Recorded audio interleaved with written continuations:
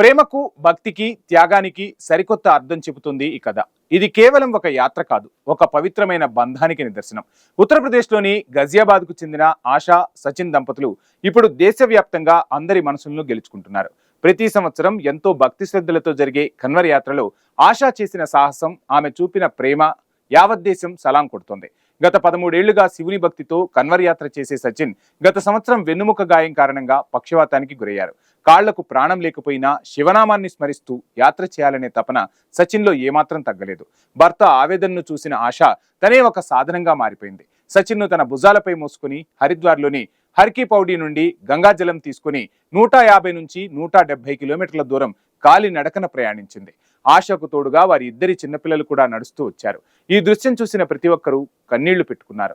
నా భార్య నన్ను భుజాలపై మోస్తుందని ఎప్పుడూ అనుకోలేదు. ఆశ నాకు దొరకడం నా అదృష్టమని సచిన్ భావోద్వేగంతో చెప్పిన మాటలు గుండెల్ని పిండేస్తున్నాయి.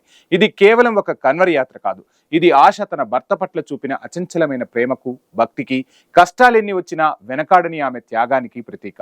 ఆశ చేసిన ఈ గొప్ప పనిని దేశం మొత్తం ప్రశంసిస్తోంది. నిస్వార్థ ప్రేమకు ఇదొక సజీవ సాక్ష్యమనే చెప్పాలి.